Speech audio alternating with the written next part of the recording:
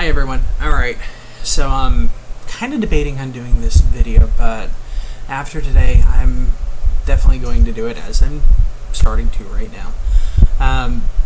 This past semester, yes, I'm going to call it semester, I've been going to college. For a lot of you don't really know my real name, I haven't given it out yet, but one of the classes I've been going to is EDU222, and it's Intro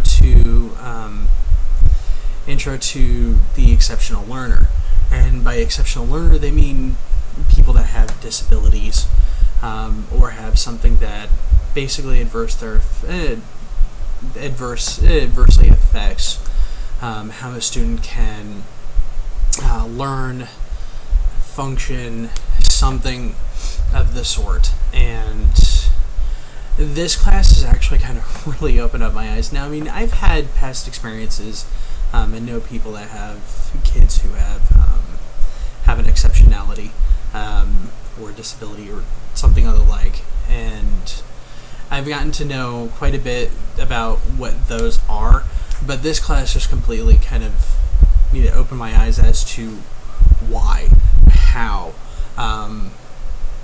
and many other things as far as that.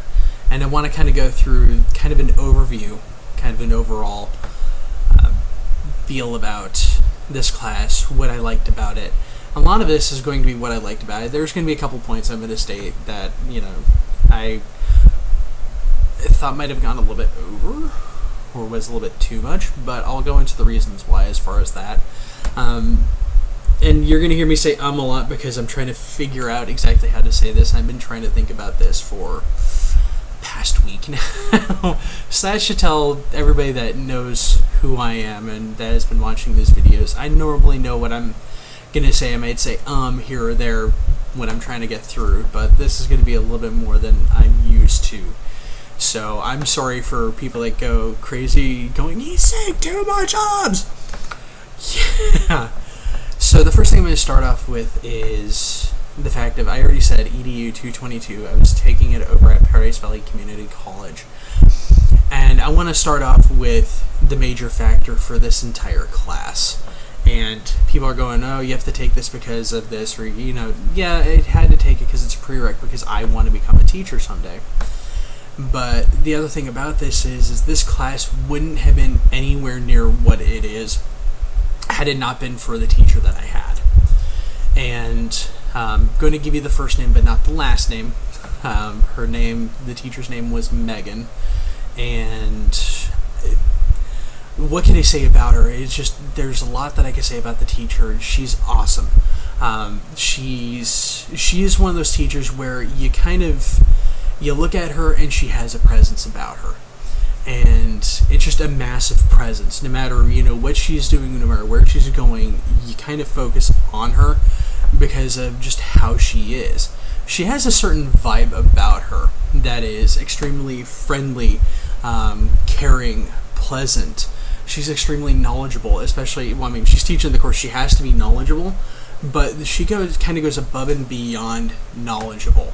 And how she presents the information as well, is you can tell it's coming from a person that really does care about not only the students in her classroom, but the students that we're going to be teaching, and just people in general. And that I kind of find different with a lot of college professors, college teachers. They're there to present the information, get it done, get out, and kind of just do that. She makes you really get into it. She like I said, she's an awesome teacher. If anyone is going to be going to that community college and is thinking about going into the education program, take one of her classes. Just gonna say that. She will give you so much information. It's not to the point where it's overwhelming. That classroom assignments, I'll talk about those a little bit later, kind of are overwhelming at times, but you get so much knowledge out of this. It doesn't like make you care by by forcing a gun to your head and say, you have to care. No, she does it by giving you kind of an empathic,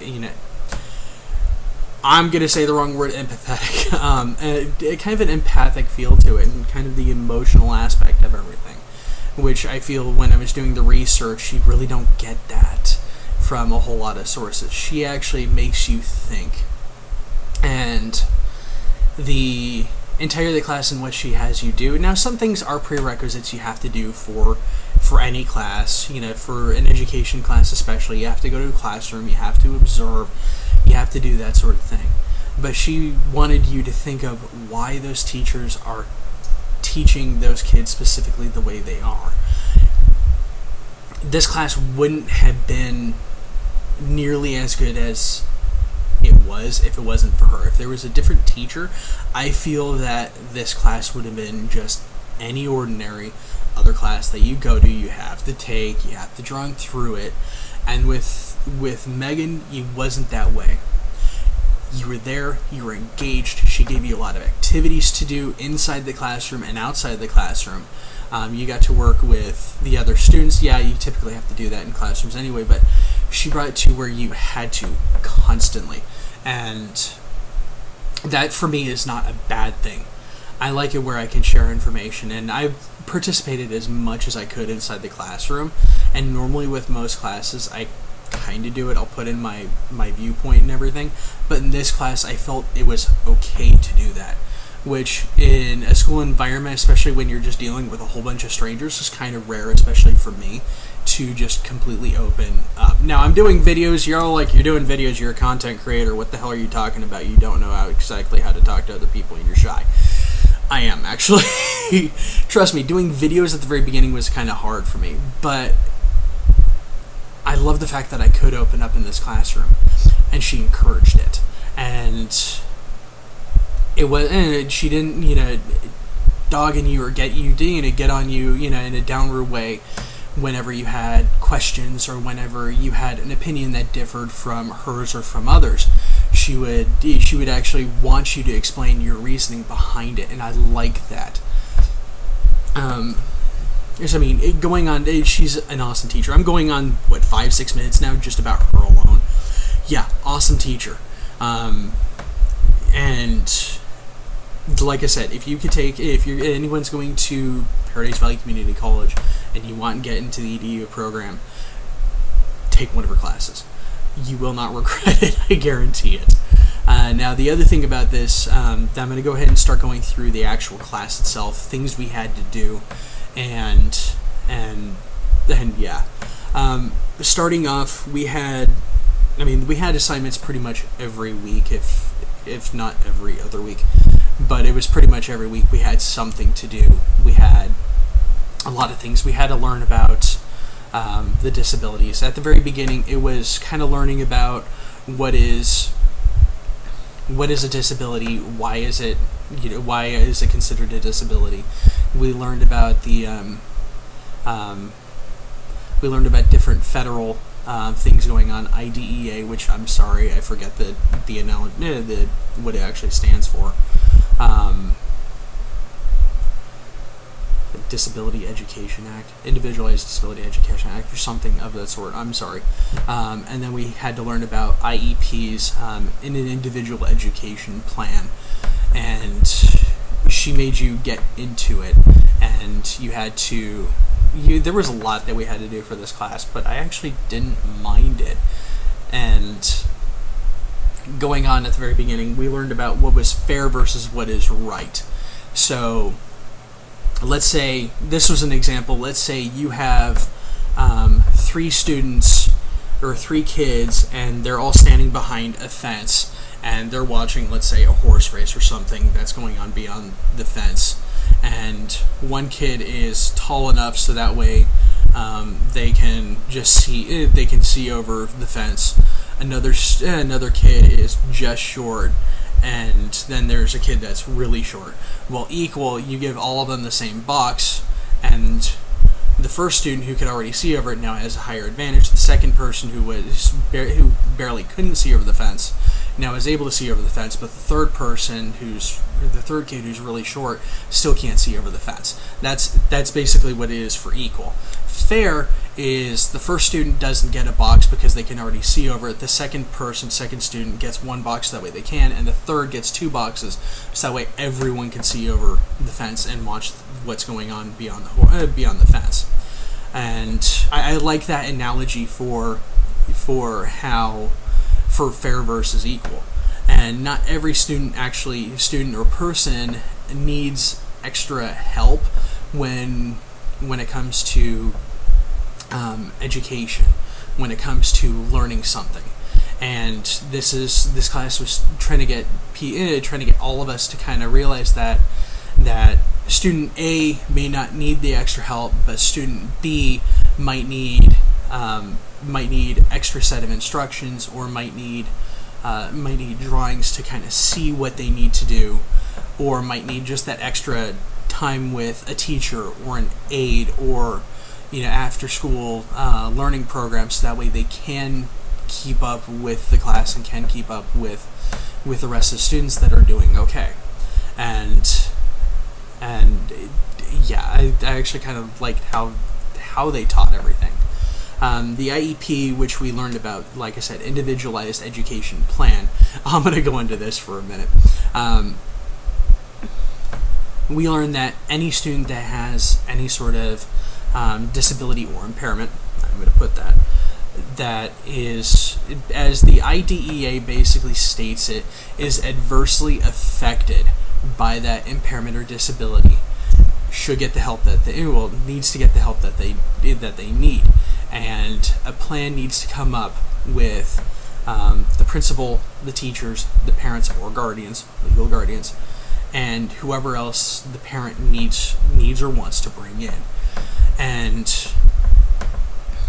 there's a whole bunch of people that can technically be brought into this, but the way that everything was stated, we had an activity where basically everybody got involved, and it showed how many people can actually go to an IEP. And trust me, we had over 20 people in the classroom.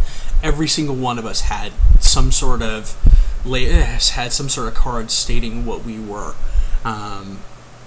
One student was the mom, and another student was the divorced father, then the divorced father's girlfriend or new fiance, the birth mother's friend, a lawyer, occupational therapist, general education teacher, principal. Just, there was a lot of things that they showed us that can actually be brought in.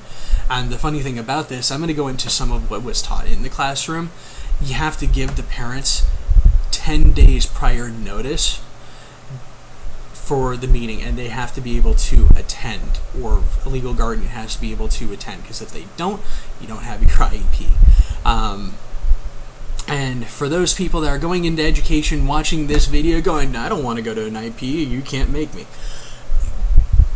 Yeah, if you get called in to go to an IEP, you have to go to it, because if you don't, there are legal repercussions that can be done, including firing. So if you get called in, you have to go. Which actually really doesn't bother me. I'm wanting to become a high school history teacher. I'm wanting to get, in Arizona, they have gifted certification program. This is for students that are gifted. It's something I actually want to do. Because when I was a elementary school student, I was also in a gifted program, and I absolutely loved it. And I wish that I was able to continue into a gifted program when I was going to middle school and high school, but unfortunately they didn't have it. And I mean, they taught so much about just the IEP and everything.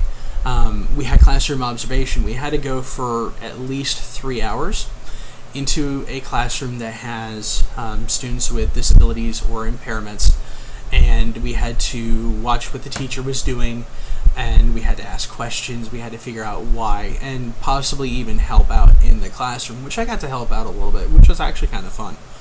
And I did this unfortunately I couldn't get scheduled before the assignment was due, I had to get scheduled literally the Monday after it was due. So I got it in late, but I still did everything. And I have to say that from my experience inside the classroom, it was fun. I got to understand the teacher, whose name is Ashley, and I'm not going to say her last name. I got to meet the teacher. I got to meet her aide. I'm sorry, I forget his name. And I got to watch her work with the students and see how she does things. And she definitely had a lot of structure to it, which I liked. And she just progressed from one thing to another to another. The students helped each other out for a couple of the class periods. She was doing classes on, this is an elementary school, on math and on reading. And it was in short increments. I think it was like 30, 40 minutes long at most. And yeah, about 30, 40 minutes long. And she would do math for like second grade. And then 40 minutes later, they would leave, the next group would come in, it would be fifth grade math. Then 40, 50 minutes later, they would leave, and the next group would come in for only 20 minutes, and she'd be teaching first grade reading. And then those two kids would leave, and then the next two would come in, and she would be teaching fourth grade reading. And so, I mean, this was kind of the entire thing. Yeah, I was learning, the schedule and kind of how hectic it can be. But I'll tell you right now, it went by so quickly, it's not even funny. And before I knew it, because I got there at the very, very beginning of the day, before I knew it, it was already lunchtime. And she was on her first break of the day. And I got to talk to her a little bit, and she absolutely loves it. She even took Megan's class. And she said she loved Megan as well because of just how she teaches everything and the fact that she is caring. So you can already tell that her former student was extremely inspired by the teacher that I had, which that is, like I said, that's actually kind of rare to have a teacher that really inspires you, and that's something I want to be when I finally graduate and become a teacher myself. And that was the observation, and we had to do a report for it, do our thoughts. Another thing that we had in the class was a parent and student panel. It was four adults that went through special education programs, and we got to learn what they had to deal with when they were going through grade school, middle school, and high school. Then we got to ask them some questions and kind of see what they wished would be done. And they even gave hints as to what, as we as teachers, need to focus on, what we need to remember, what we need to learn. And it was a really great insight. And then we got a parent panel. Excuse me.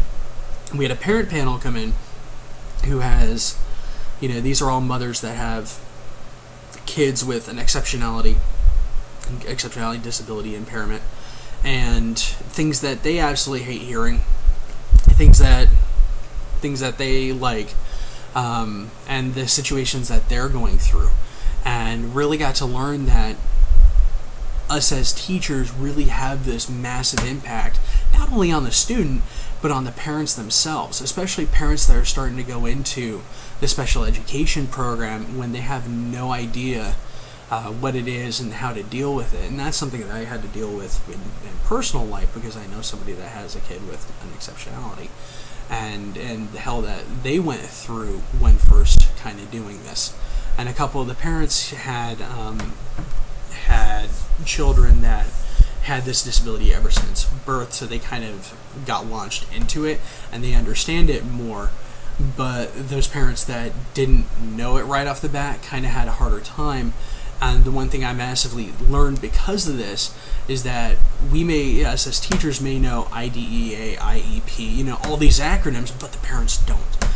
So the first time that they're out there, as a teacher, you want to make it easier for the parents to kind of move into it instead of just going wham, here's an entire wall of information, you now need to learn it, kind of slowly get them into it and go from there. And also just be there if they have questions, give them your email, maybe not private, but the public school email or the email that you get from wherever you're working, and so that way if they have questions you can talk to them. And that and with an IEP you have to kind of strictly follow it, and if anything needs to be brought up, then another IEP needs to be formed, so that way everyone could go there, including the parents once again, and whoever else they want to bring.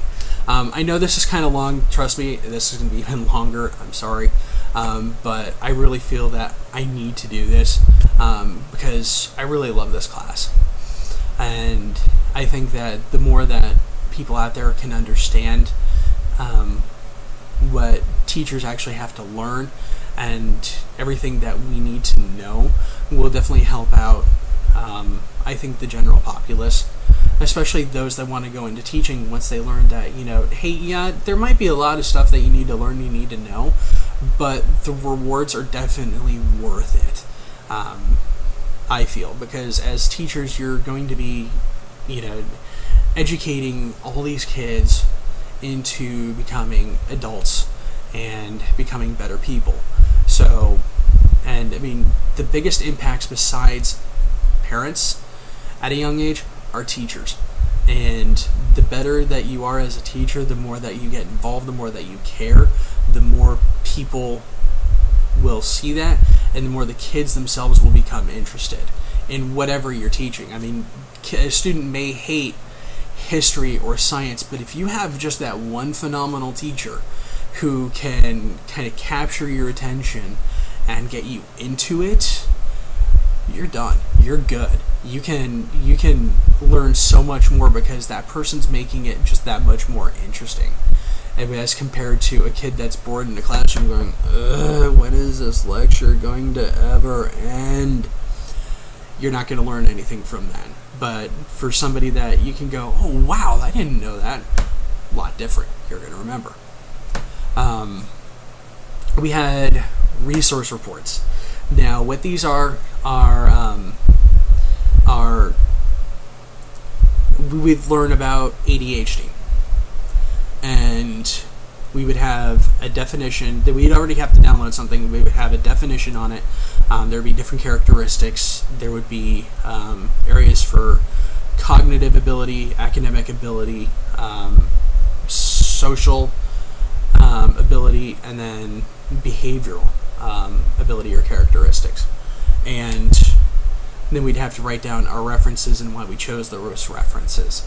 Sounds like a lot of information. Trust me, I could crank these out in about 30-45 minutes after I find the information I need. So I do look at what is on the sheet of paper, look at, okay, I need to find information on this, this, and this. Google it, find a reputable source like the CDC, Center for Disease Control, which, yes, they actually do have information on various different disabilities, and then I would just start cranking it out. And it took me 30-45 minutes per paper, not a whole long period of time. And what would normally take other classes doing a research 2, 3, 4 days. So, I mean, we had quite a few of these, and at points in times we had to do every week. And what seemed like a lot really wasn't a whole lot. And you had to reply to the definition. You had to kind of give your intake and your thought process on the definition. More specifically, some of the times I would say, what does adversely affect mean, as in how can who decides this? Who decides how it gets adversely affected, and why, and how severe it is? Whereas one person might think, okay, they can do fine. Another person, or another teacher, another person kind of looking at this and gauging the student might go, no, this student really needs some extra help. So, and I really think that on that one, it's kind of based on if you actually care about your students, you're going to look and you're going to try to do what is best for the student. And even if it's you start off having a student with an IEP and they kind of start going to where everything is going really well and they might not need to be on the IEP except for just whenever, every once in a while, they need the extra help. And as long as it's there and they have it. But we had it on ADHD, autism spectrum disorder, hearing impairments, visual impairments, learning disabilities, intellectual disabilities, and we were put into groups as well where our group had to present an entire classroom, at least 1 hour's worth of information and bring in activities on a disability. My group got to do intellectual disabilities, and we had to do teaching techniques. We had to bring in a book about intellectual disabilities, kind of a children's book. You got to read it out loud. I specifically taught teaching methods with it. I was the one that found the video for our group, and we took up about an hour and 5 minutes, hour and 10 minutes, I think, in total. And I like to think that we did really well. I mean, I got an A on it. Yeah, I got an A on it. As well as did the rest of the group.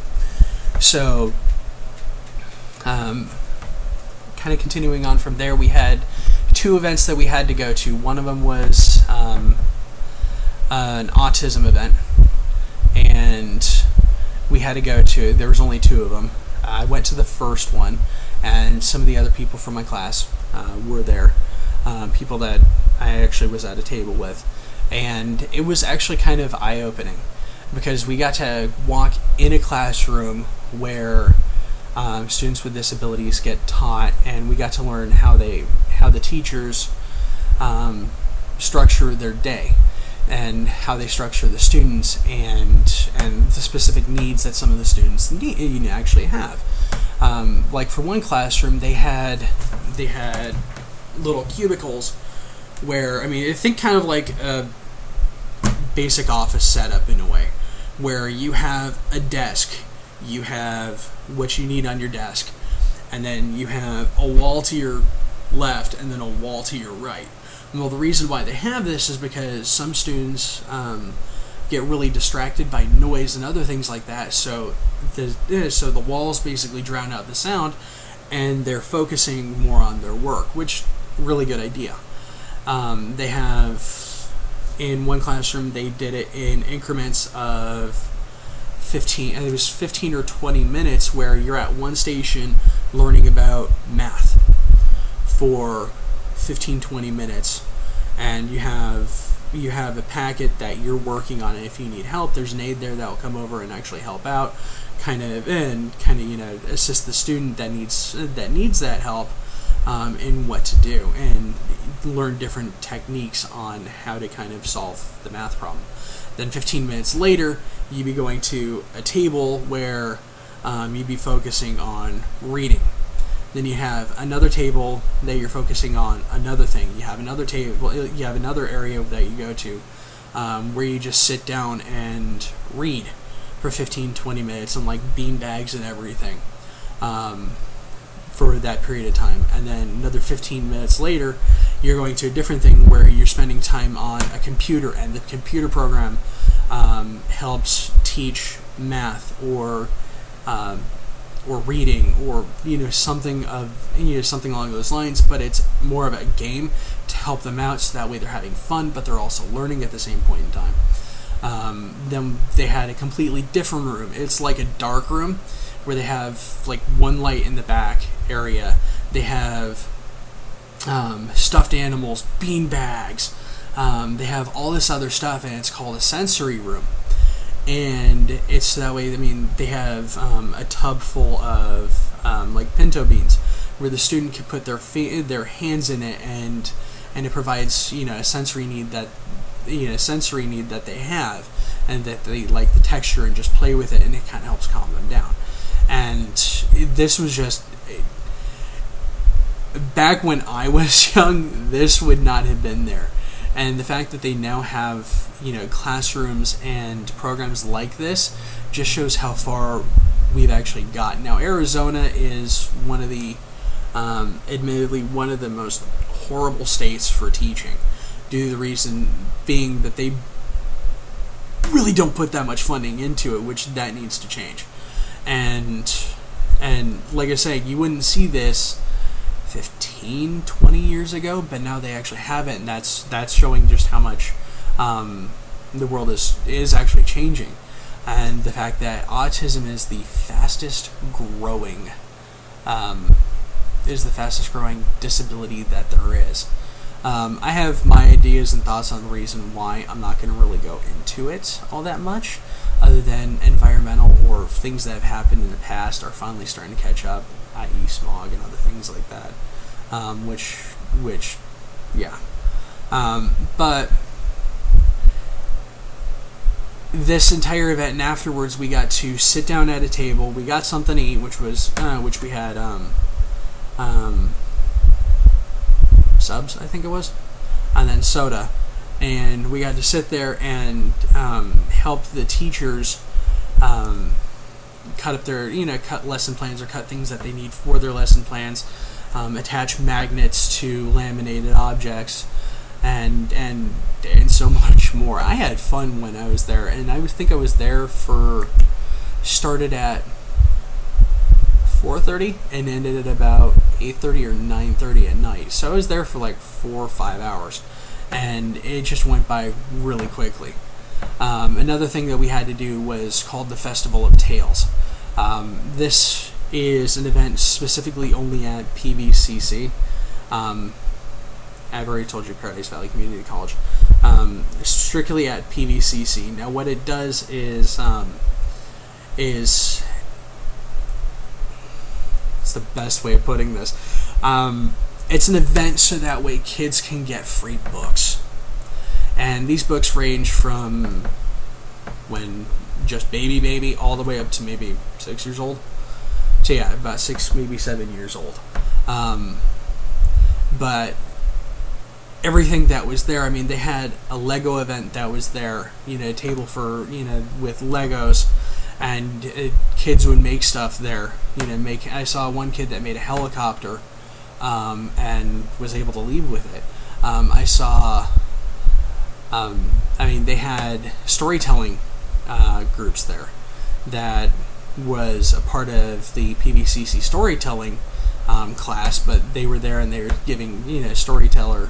They're having, like I said, just reading books to the student, to the kids and everything.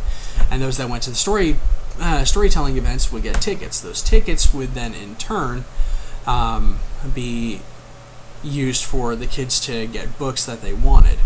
And some of them were, they had, events that you can, color in them, do whatever you want, read them.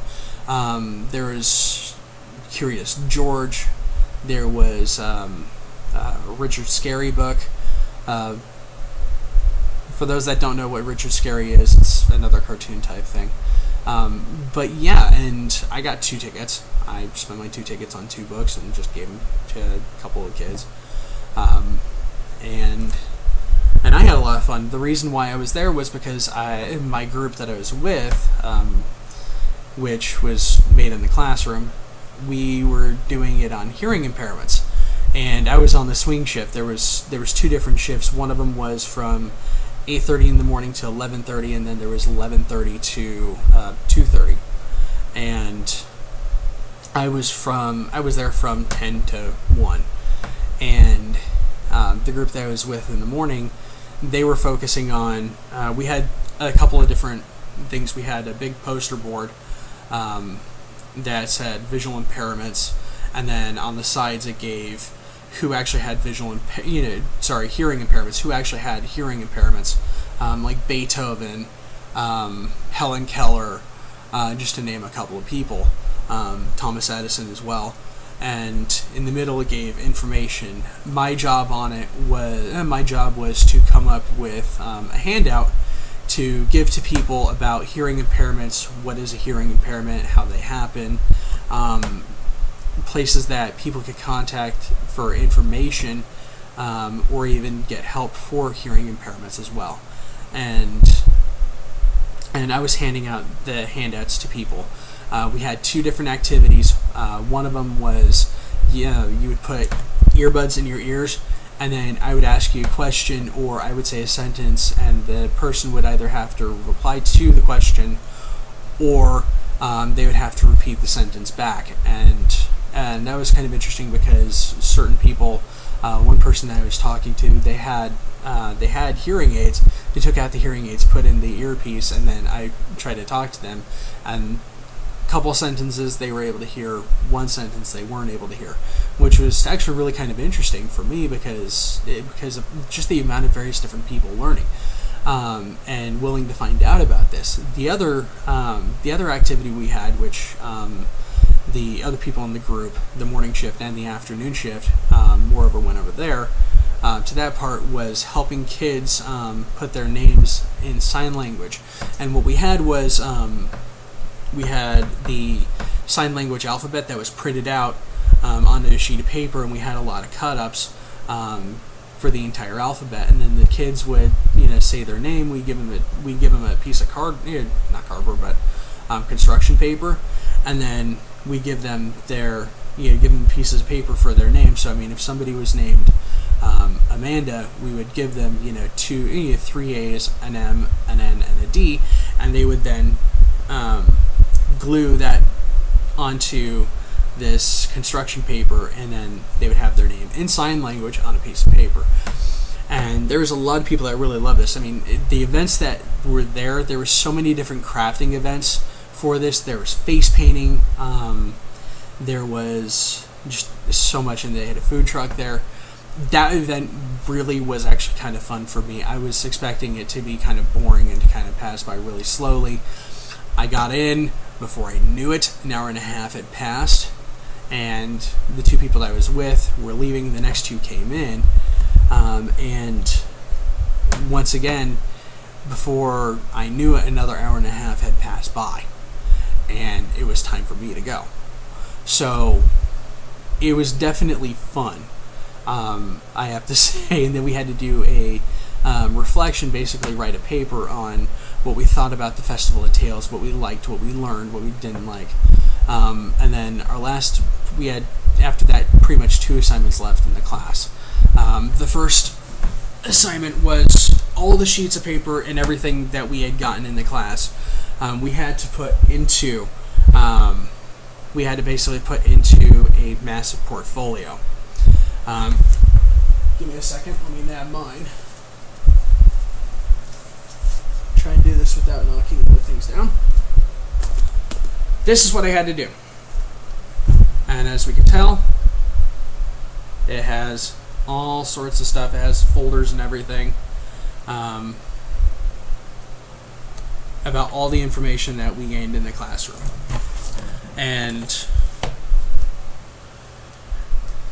I put mine into 9 different folders and just kind of give an idea of things that I learned in the classroom, and reports that we had to do. My first folder is educating the exceptional learner position paper and the end of the class reflection. For that one, we had to do at the very beginning where we thought students with exceptionalities should be. Should they be in a generalized classroom, or should they be in a self-contained classroom? Self-contained is basically kids or people with disabilities only, where they can focus on their learning for whatever it is that they need. A generalized classroom is what we would consider an average, or what people may consider normal classroom, where everyone's in it. And my entire thought process on that one at the very beginning was, I believe it was halfway. Students that need the extra learning, maybe in math, English, physical education, kind of different, especially for physical education, because you might have a student that might be wheelchair bound, so you can't put them in the same physical education class as everyone else if they're going to go out and running. They can't run. What are you going to do? So you have to give them, you have to kind of give them different activities, or maybe do something different so that way they're still kind of a part of the class in a way, but where they can still interact with everyone. And then I kind of felt that things like science, history, music class, that children can be with everyone else. And my reflection, the end of the class reflection, was pretty much that same thing, that same viewpoint. We had current events. We had a current events thing, which is in this first folder, where we had to find articles or journals and state. We had kind of read it and then give our interpretation of it and what we thought of it. A couple other folders. I'm just going to go through this really quickly. People first language. And people are probably going to yell at me going, "You shouldn't say that!" Saying a person with a disability versus calling somebody a retard. Shouldn't do the second one. People first language, you should say that the person has a disability. Then there was, we had a book club. We had to read a book. We had to do various things you can discuss with our group.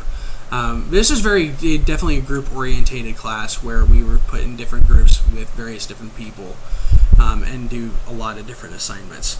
Now, for when this started to now, I would have to say that I before really wasn't a group person. I liked working alone. This kind of forced me into working with people, which as a teacher, I'm going to be working with people anyways, so I kind of had to start getting used to it. But yeah, and then our last class, which actually just was today, we had to come up with, we had to write, things that, are nice about another person, or, well wishes or things like that towards the other students in the classroom. And what the teacher said about me, because she chose me as the person she wanted to talk about, is really sweet, and I'm really thankful for what she said. Which I'm not going to go into it. That's kind of personal for me. But yeah, this is 42 minutes long. I did not expect it was going to take this long, but an overview, kind of a quick synopsis of the entire thing. I really love this classroom. I really love the teacher. I'm probably not going to be going back to PVCC next semester, because I'm probably going to be going down to Mesa Community College, because I'm going to be moving to Mesa. But I want to keep in touch with Megan. She's just a phenomenal teacher all the way around. Really kind, really caring, really sweet. She really does care about the students and then the students we're going to be teaching. She's extremely knowledgeable. Like I said, if people are going to be going to Perrys Valley Community College and you want to go into the EDU program, please take her class. You will not regret it. There's a lot of work, but at the same point in time, you actually get to learn. You actually get to understand. And that's what really matters, especially because you're going to be teaching students with exceptionalities and disabilities later on, whether you like it or not. And she kind of helps you to care. She has that presence, and it's really awesome. She is by far the best teacher I've had in college yet, and I don't think that's going to change. I think she's probably going to be the best teacher that I'm going to have. So with that, I'm going to go ahead and end this. If people enjoy this video and you learn quite a bit, please click like, please subscribe to my channel. Please leave comments below. I mean, if you've been to PVCC and you've been in Megan's class, please leave comments on what you think. Also about the education program, tell me what you think. So with that, I'm going to end this video. If Megan, if you're watching this, thank you. I really did enjoy the time in the class. And I do hope you the best in the future semesters in teaching. So have a good day.